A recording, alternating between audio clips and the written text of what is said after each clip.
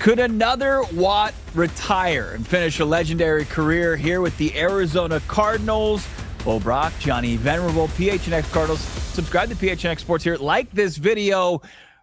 Earlier this week, Jalen Ramsey, a blockbuster from Miami to the Pittsburgh Steelers, kind of got some news breakers out there, including Adam Schefter saying that the deal with Ramsey going from the Dolphins to the Steelers would open up maybe increased interest in teams outside of Pittsburgh inquiring about TJ Watt as he held out of mandatory minicamp, wants a new contract. Johnny, does Monti Ossenfort at least pick up the phone and inquire about the former Defensive Player of the Year? No, I don't think so, given the time frame, given his age. And I know, we reported, and we had it well sourced on this show, they called on Trey Hendrickson. It was before free agency, and that was a situation where it certainly feels like the Bengals devalue Trey Hendrickson, whereas like TJ Watt's the face of the Pittsburgh Steelers, just like JJ Watt, right?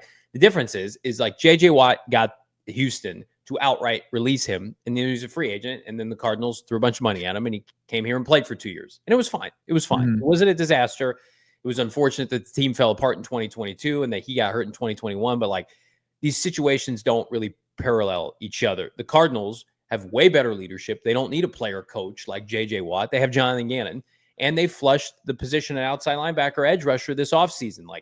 Yes, they could still go out and add a first-round edge rusher. I would warrant that selection next April, but Josh Sweat, ready to go. Baron Browning, Zaven Collins, Jordan Birch, maybe B.J. Ojulari. You got some juice there.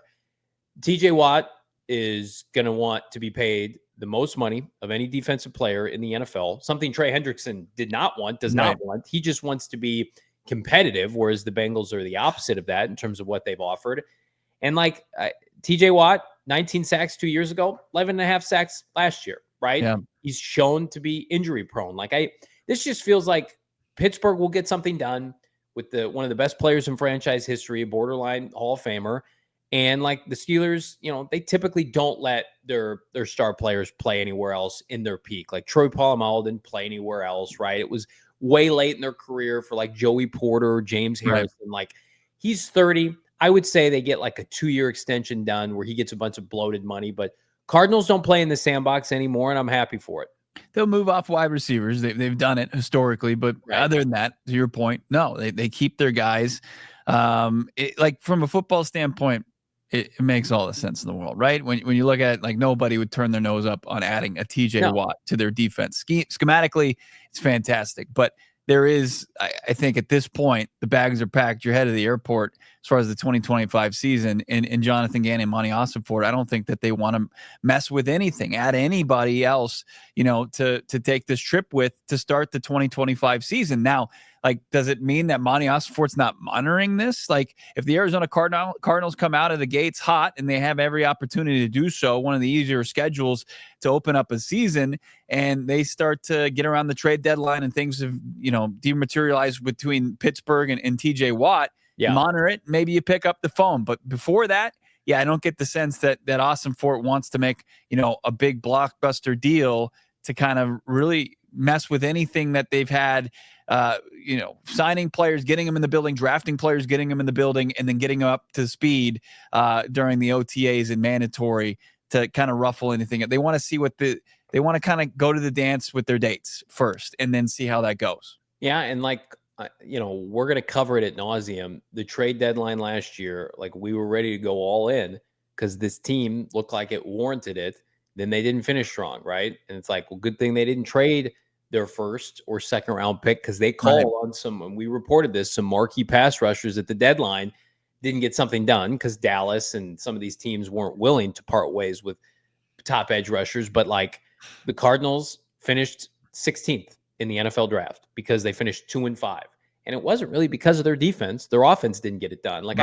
Their all-in move came this offseason in terms of hey, we're just going to continue to be all in roster building the smart way. We're not a move away. We're not a player away right now. I think you would need to see, we talked about it earlier this week, Kyler Murray needs to be playing at MVP level. You got to be cooking with gas. There's no questions about that offensive unit under Drew Petzing. It's okay, missing piece. Maybe, God forbid, Sweat goes down, or you just feel we can put a stranglehold on the NFC. Let's make a trade. But Rarely does that become available. They traded for Zach Ertz because Mad Max got hurt a couple years ago when they flipped a 5th or a 6th round pick. Baron Browning goes to the Cardinals at the trade deadline because Dennis Gardeck got injured, right? Like even the Lions last year, who lose Aiden Hutchinson, have to settle for, what was his name? Zadarius Smith, like for a throwaway pick. It's like TJ Watt is going to get extended. Cardinals, I have seen this play out so many times with this franchise where it's like aging star player, right? Let's give up a premium, let's sign him a bunch of money. It just doesn't work out. Again, I would argue the Hendrickson deal is completely different.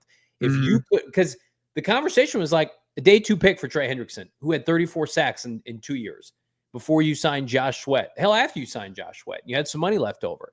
This is not that. This is like Pittsburgh would want at minimum 1+, right, and the highest paid player in the NFL defensively. Well, and also just look at what the Steelers have done. Like this is not like a team that's in asset acclimation mode right now. They have an unrealistic idea that they're going to contend in 2025. Their defensive back room is ancient, right? You've added guys in Jalen Ramsey and Darius Slay, and you added a 41-year-old quarterback. You added DK Metcalf. Like you're going for it. Why would you really trade one of your pillows of your franchise, TJ Watt, after doing all those moves? You wouldn't. It just seems counterproductive. And, it would take a team like whoever who's inquiring, Cardinals included, to come over the top. That's just not in the nature of their general manager. That's not an indictment on him. That's just, he wants to see what the roster he built, what it can do, how it can start. And then if they need to fill the need, they'll inquire around the deadline. They'll inquire next off season. Is it crazy though for us to be like, we're good on TJ Watt? Drop a comment, leave a like. Monti Ossenfort at the very least pick up the phone, subscribe to PHNX Sports, listen to PHNX Cardinals wherever you found podcasts.